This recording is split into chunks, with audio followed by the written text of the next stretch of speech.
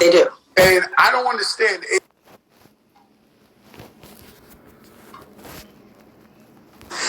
It's Cuban.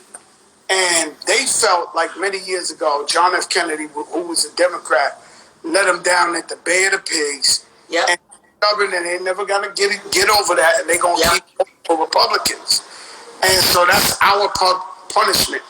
The reason why I thought he would win, Biden would win Florida, is because in Florida, in Orlando, there was a surge of Puerto Ricans who left Puerto Rico because Hurricane Maria. So I thought finally we could turn Florida. I live in Miami. Finally we could turn Florida around, but not the case. You know, it's still Trump country. But and if I may say one thing, Joe, is that about Cubans, what you said about Kennedy is completely true. The other part is Republicans are really good at weaponizing Cuban trauma against them.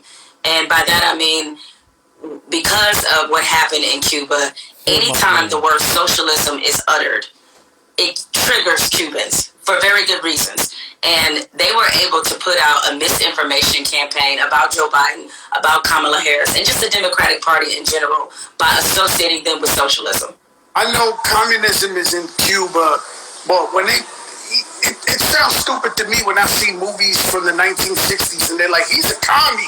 He's a social, like, I'm like, yo, my man, get the fuck out of here with that. Like, we not going for that shit. Like, who in the U.S. really believes socialism, communism is happening here? Just like, don't know what he's trying to do, right? I don't know what he's trying to do, but this is dictatorship in the making. Democracy, we spread democracy all over the world, and it looks like this guy is trying to, because it's selfish that, hey, Donald, I know you're upset. You worked hard for the re-election. If you lost, handle it. Like Hillary handled it. Everybody else, Gore handled it. Like, why are you trying to act like, yo, I'll take this whole shit down with me if I lost?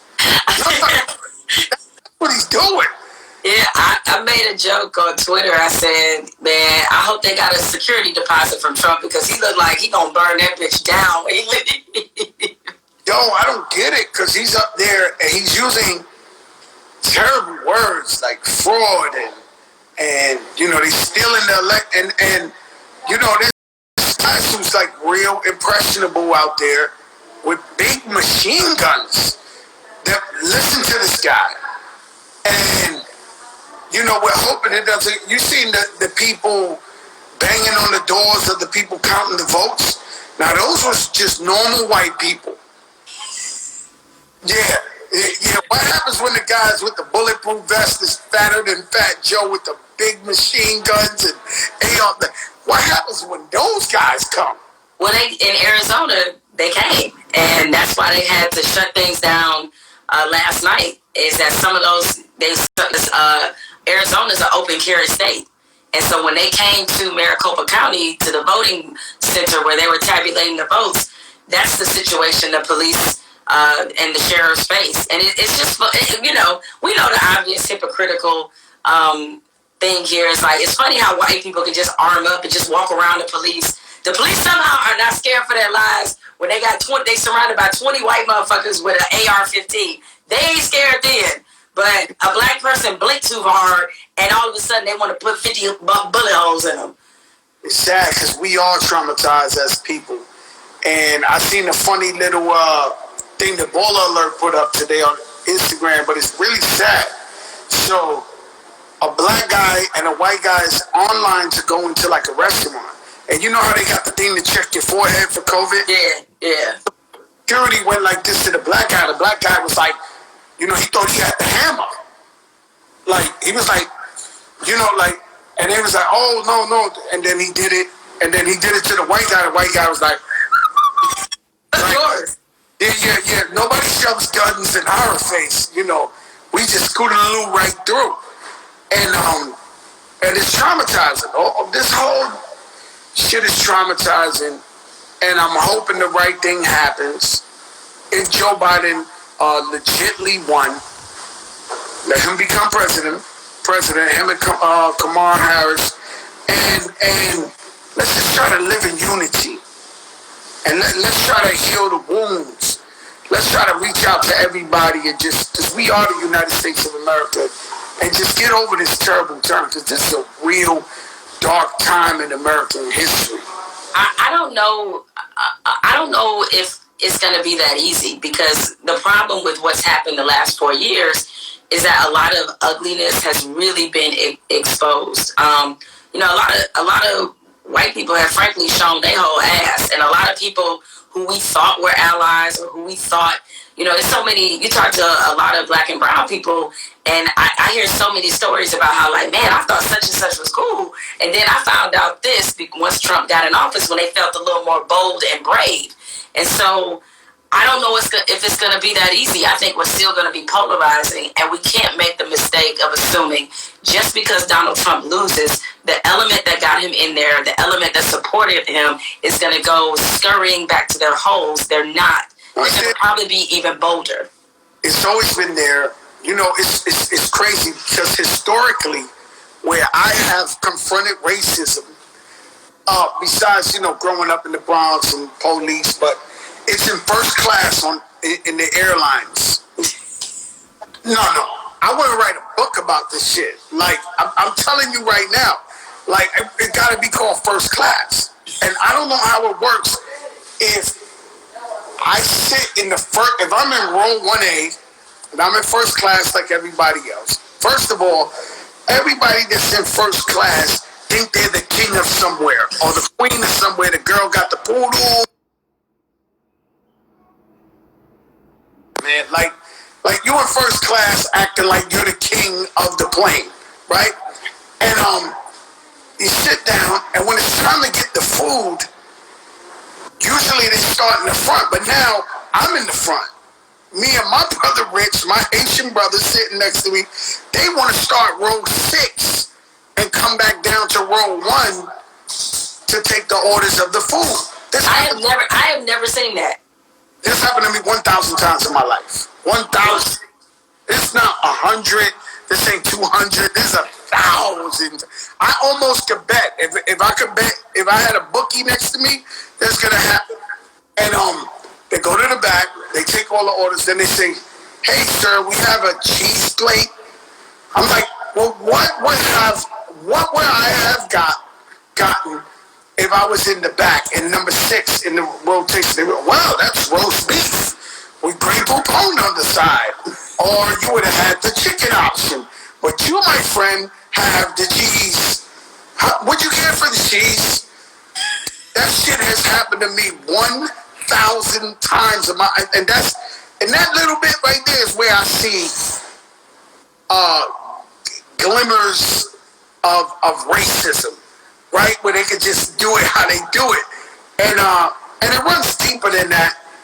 But you would think with Obama being elected, you would think with you being on mainstream TV, you would think with the way, blacks and Latinos have contributed overwhelmingly positive to American culture, that somehow it would have simmered down the racism. And what scares me is that here we are all these years later, and it feels like it's brand new. It's a different kind of racism maybe our parents and grandparents face, but it's nevertheless still stinging. The problem is that, just think about the course of history. History, I swear, is our greatest teacher and our greatest predictor of the future. And everything that's happening in this moment has been explained in history. And even though it's kind of depressing, but I think about during the Civil Rights Movement and how the fact that all of the things that we're still talking about now, the level, equality, voting rights. I mean, and think about Martin Luther King.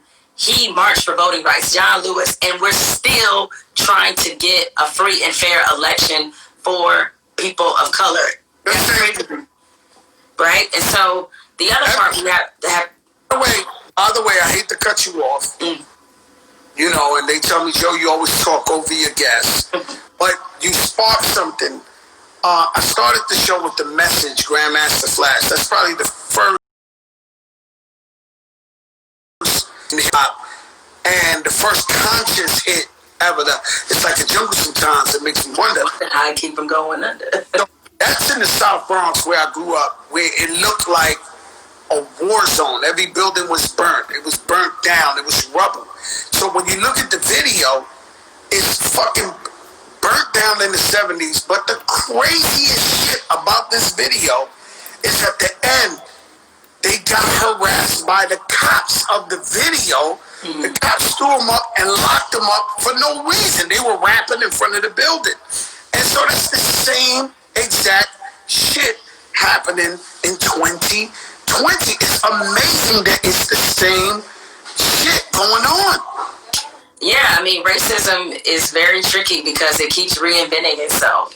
Mm-hmm. And, you know, the thing is, like, the things that we're seeing now, these are not new. And that's also kind of the shame of it.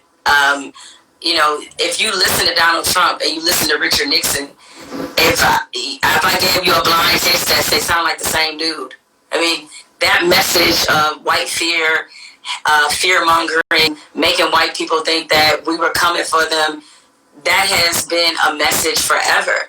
And the fear that I think that white people have is all based off the fact that this demographic, this population change is about to shift, where they're going to be the minority. And what they fear the most is that we're going to do to them what they've done to us. And even though we've never done that, right? We've never done that. And unfortunately, that's why black and brown progress is so threatening for white people. Is there are plenty of examples. You know, they like to give us this pull up by the bootstrap speech. That's what they give us all the time, right? They can take as many handouts as they want, but we get that speech, all right? So every time we do that, every time we try to advance and progress, they try to burn that shit down. Black Wall Street, perfect example, right? There's plenty of examples of that happening when we try to be a self-reliant community, stick to our own, do for our own, improve our own communities. Here white people come to ruin all the shit.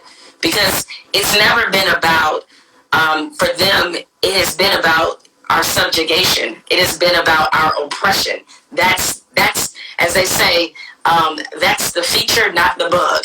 And so, because that's never gone away, because white supremacy has existed literally since the beginning of this country, we, unfortunately, it's a fight that we have to face, our children will probably face, and their children will have to face. We just have to be vigilant and understand that, you know, as what was it, Martin Luther King Jr. that said, is the arc of justice bends slowly, it will eventually bend. It just takes a while. Yeah, it will, because the demographics, you know, when you see people marching out there, I say this all the time, saying Black Lives Matter, but they're white, they're Asian, they're Latino. You know, this country is real diverse and it's really mixing. And so you might have the whitest person out there marching, but her grandkids are black, like black. And so she out there like, not my babies. We ain't going for that. So that the country, the true identity of there's nothing purely pure. So like you got Fat Joe is Puerto Rican and Cuban. If we did your ancestry.com, you'd probably be half Caribbean, half you know, it's nothing like what they think it is white pure. Right. You know what I'm saying? And everybody's integrating and everybody's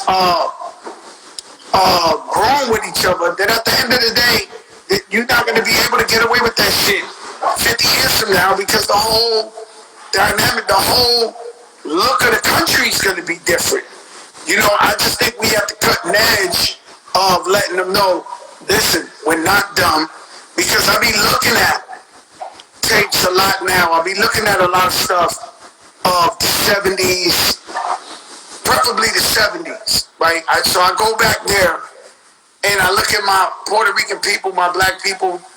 They actually wasn't that intelligent or articulate, at least at that time. Like you could tell they just wanted whatever. Scrap. Yo, we just want a job. We want, you know, and now when you sit down and you see, you know, I'm not talking about the elite. I'm not talking about Malcolm X or, you know, orators, Cornel West and stuff like. I'm just talking about your average person wasn't as smart as they are now.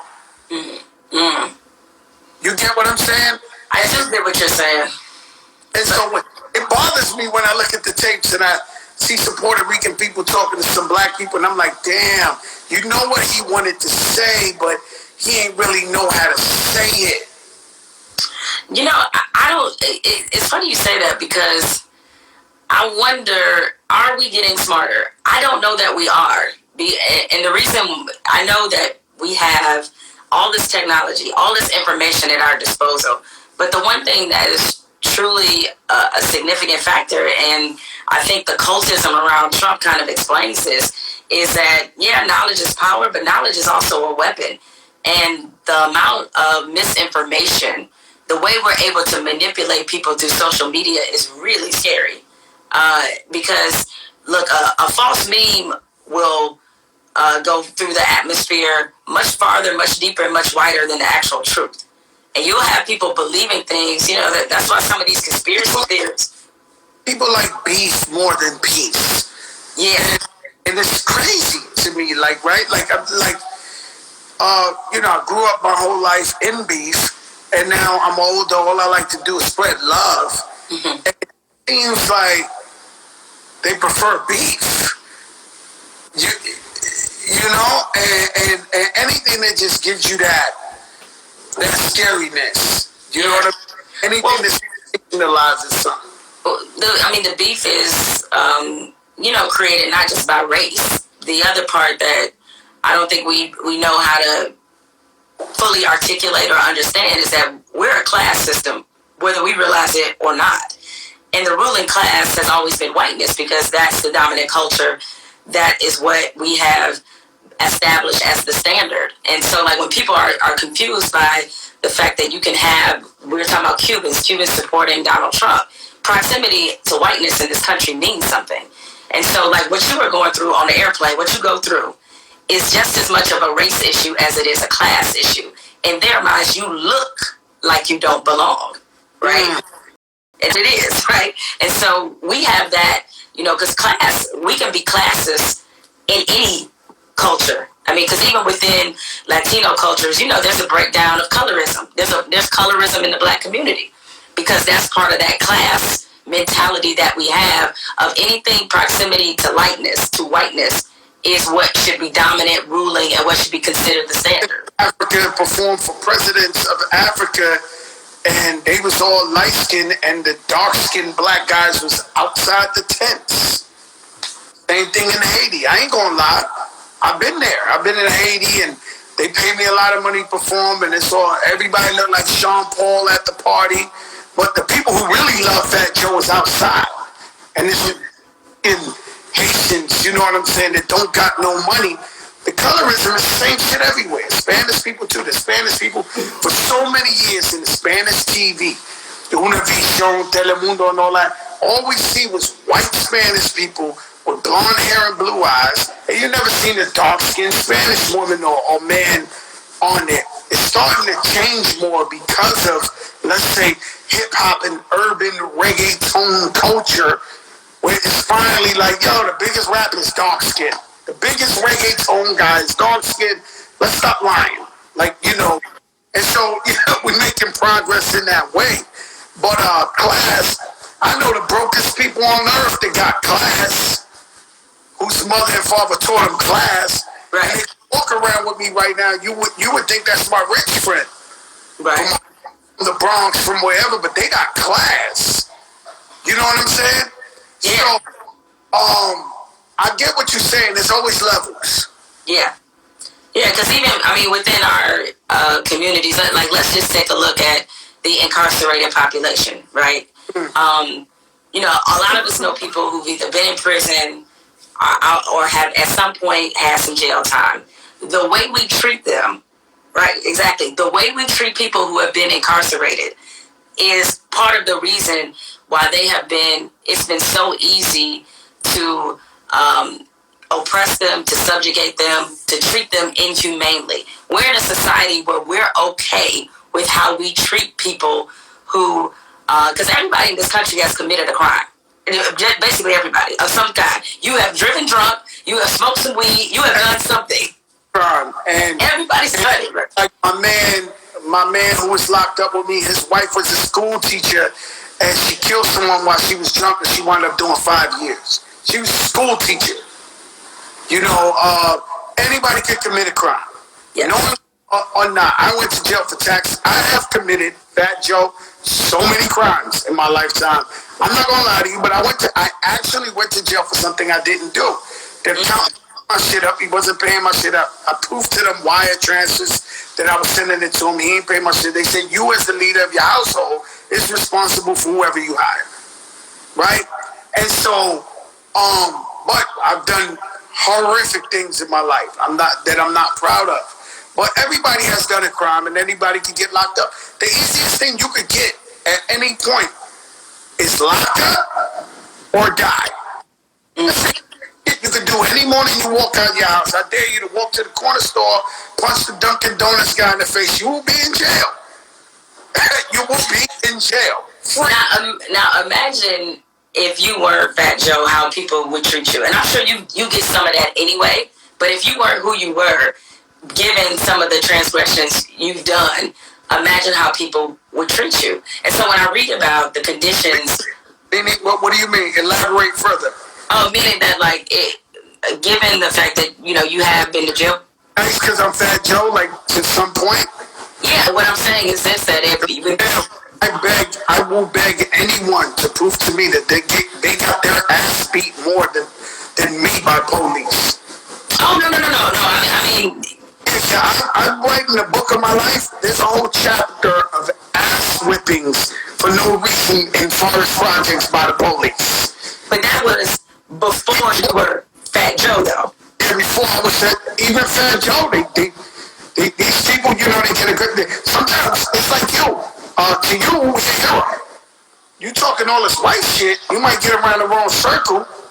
The Hall of Fame of writers, and they're like, fuck her. Like, you hear this shit you be saying? They say that anyway, man. It's what it is. It's the gift and the curse. Yeah. So it's the same way. Like, my kids might get spoiled, but then when they go to school, they might have problems because they're Fat Joe's kids. That's true. Somebody, the teacher and all that, oh, you think you, and they don't really think it, but just, you could also get punished for being successful or being someone famous. It works both ways. So we gotta put it like this. Most restaurants Fat Joe goes to, and Fat Joe been famous a long time. Most restaurants, they go, hey, Mr. Joe, and they walk me right in, even if it's crowded. Last week, I went to Houston's with my brother Rich, and they made me wait about an hour and 15 minutes. And that's because I was Fat Joe. You sit your fat ass down right there, just thinking fat ass. Sit down, and we gonna skip everybody. And if you want that spinach dip, your ass gonna wait. I'm telling you. I went to a restaurant one time. It's called, and it's fucked up, but it was a horrible day. It was Valentine's Day. But, you know, like you said, I'm privileged. I woke up with my wife, and they were like, yo, it's sold out. You gotta wait like 4 hours. But, and it was people there. I looked to the left. It's my word. LeBron James was there with his wife waiting. This way he was Miami's star.